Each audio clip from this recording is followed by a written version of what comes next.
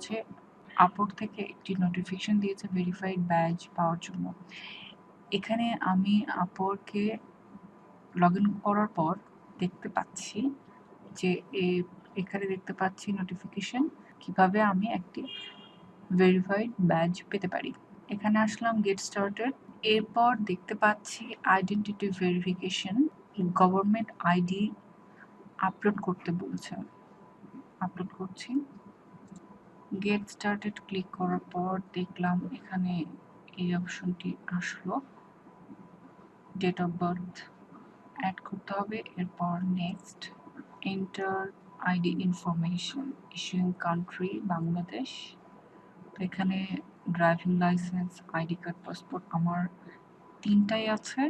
আমি পাসপোর্টটাই প্রেফার করছি কারণ এটা ইন্টারন্যাশনালি ইউজ করা যাবে। আইডি কার্ডও ইউজ করা যাবে, তবে পাসপোর্টটা দিলে একটু ভালো হয় আমার কাছে মনে হয়।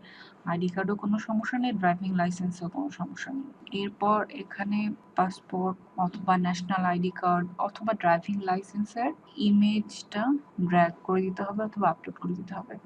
আমি পাসপোর্টের ফ্রন্ট পেজটা এখানে আপলোড করে দিচ্ছি। আপলোড করার পর আপলোড সেকশনে ক্লিক করতে হবে।